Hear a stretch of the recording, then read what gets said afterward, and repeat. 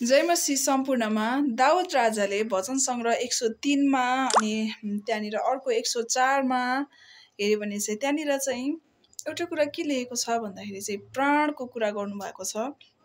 अनि दाउद राजाले के भन्नुभएको छ भन्दाखेरि हे मेरो प्राण परमप्रभुको प्रशंसा गर, हे मेरो सारा अन्तस्करण उहाँको पवित्र नाउँको स्तुति गर भनेर दाउद राजाले भन्नुभएको छ। सो एउटा दाउद राजा चाहिँ परमेश्वरको हृदयभित्रको अथवा प्यारो मान्छे हुनुहुन्थ्यो। दाउद राजा चाहिँ परमेश्वरको हृदय अनुसारको व्यक्ति हुनुहुन्थ्यो दाउद राजा चाहिँ। अनि दाउद राजा चाहिँ यस्तो साह्रो परमेश्वरको उपस्थितिमा रमाउने मान्छे, अनि परमेश्वरले चाहनु भएको मान्छे दाउद राजा चाहिँ। तर पनि दाउद राजाले एउटा कुरा के भन्नुभएको छ भन्दाखेरि हे मेरो प्राण परमप्रभुको प्रशंसा गर, दुईचोटि कमान्ड गर्नुभएको छ। अनि फेरि तल अर्को भजन सङ्ग्रह 104 मा हेऱ्यो भने पनि त्यहाँ पनि हे मेरो प्राण परमप्रभुको प्रशंसा गर। अस्ति हामीले हेर्दै थियौँ कि प्राण चाहिँ यस्तो भाग हो जुन चाहिँ हाम्रो आत्मा अनि शरीरको जुन बिचको जोइन्ट हुन्छ, त्यहाँनिर त्यो बिचमा हुन्छ हाम्रो प्राण चाहिँ। अनि जतातिर हाम्रो प्राणलाई हामी लगाउँछौँ ती कुरा नै प्रबल भएर जान्छ। यदि हाम्रो प्राणको चाहनाहरूलाई चाहिँ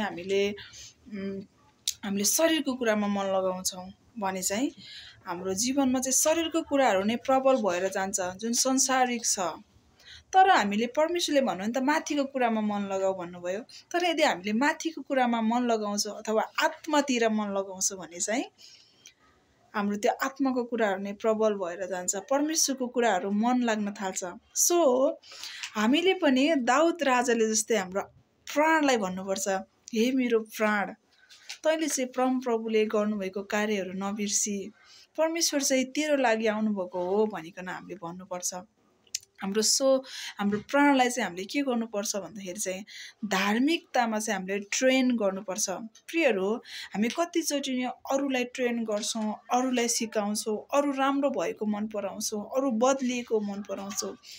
तर नि एउटा बुद्धिमान व्यक्तिले नि आफैलाई नि परमेश्वरको अधीनतामा राख्छ, आफैले आफैलाई नि ट्रेन गर्छ धार्मिकतामा। अनि यहाँ अर्को भने चाहिँ हे मेरो सारा अन्तस्करण भनेको छ। हामी भित्र नि सिंहासनहरू छ, हामी भित्र राज्य छ परमेश्वरको। अनि हो त्यो राज्यमा चाहिँ नि हामी भित्र भएको त्यो राज्यहरूमा नि त्यो अन्तस्करणमा सारा अन्तस्करणमा नि हामीले कसलाई रुल गर्न दिएका छौँ, यसु ख्रीष्टलाई कि संसारको कुरालाई अथवा झुटको पितालाई दिएका छौँ। सो हामीले चेक गर्नुपर्छ। अनि अर्को हेऱ्यो भने भजन सङ्ग्रह 42 मा पनि हेऱ्यो भने चाहिँ यहाँ के भनेको छ भन्दाखेरि जसरी हरिणले चाहिँ खोलाको पानीको तृष्णा गर्छ त्यसरी नै हे मेरो परमेश्वर मेरो प्राणले चाहिँ तपाईँको तृष्णा गर्छ भनेको छ। सो कसरी चाहिँ मेरो प्राणले चाहिँ परमेश्वरको तृष्णा गर्छ होला त? त्यत्तिकै त हुँदैन नि। जब हामीले हाम्रो प्राणलाई नि ट्रेन दिन्छौँ नि, हामीले हाम्रो शरीरलाई हाम्रो आत्मालाई हामीले ट्रेन गर्छौँ नि परमेश्वरको धार्मिकतामा, परमेश्वरको वचनमा, परमेश्वरको पवित्रतामा, सत्यतामा, शान्ति आनन्दमा, प्रेममा, दयामा, भलाइमा, संयममा, धैर्यतामा हामी ट्रेनिङ गर्छौँ नि। अनि यहाँ भन्छ नि मेरो प्राणले चाहिँ तपाईँको तृष्णा गर्छ। हो त्यति बेला मात्रै नि परमेश्वरले हाम्रो आत्माले पनि परमेश्वरलाई खोज्छ। सो एउटा जुनसुकै मान्छे होस् ऊ भित्र चाहिँ एउटा परमेश्वरलाई चाहना गर्ने त्यो इटर्निटी छ हरेक व्यक्तिमा चाहिँ। तर नि अझै हामी सत्यतामा जब पनि परमेश्वरलाई चाहन्छौँ भने नि हामीले गलत कुरा गर्दाखेरि पनि हाम्रो प्राणले चाहिँ भन्छ कि यो गलत हो भनिकन। तर हामी चाहिँ प्राणलाई चाहिँ फेरि हामीले शरीरको कुरामा मन लगाउँदै गर्दाखेरि चाहिँ हामी छलिन्छौँ अनि हामी अधार्मिकताको हतियार बनाउँछौँ हाम्रो शरीरको अङ्गहरूलाई, बोल्ने कुराहरूमा, हेर्ने कुराहरूमा, सुन्ने कुराहरूमा, होइन?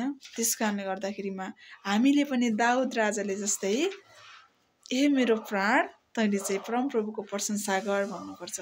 जब पनि नै हामी कुनै कुराहरूमा यस्तो कुराहरूमा जान्छौँ जहाँ चाहिँ परमेश्वरको उपस्थिति हुँदैन, अनि प्रभुले त्यही भन्नुभयो गिल्ला गर्नेहरूको बैठकमा नबस, त्यो कुराहरूलाई नसुन भनेर भन्नुभयो।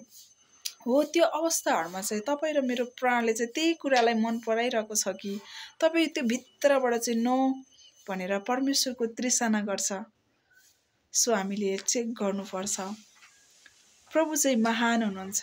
कतिजना मान्छेले चाहिँ यो संसारमा छौँ हामी, सो खायो लायो सकियो, तर उनीहरू भित्र एउटा न एउटा यस्तो कुरा छ कि मान्छे संसारबाट गइसकेपछि पनि नि केही न केही कुरा छ उनीहरूले गरेको रीतिरिवाज हरेक कुराद्वारा चाहिँ त्यो इटर्निटी छ भन्ने कुरालाई बताउँदछ।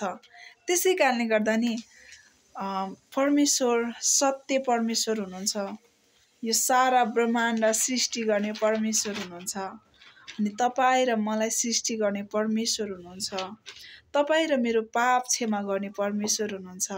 अनि हामीले हाम्रो प्राणलाई चाहिँ अधार्मिकताको कुरामा होइन तर धार्मिकतामा मन लगाउनु पर्छ। आमेन। परमेश्वरले हजुरहरू सबैजनालाई धेरै आशिष दिनुभएको हो।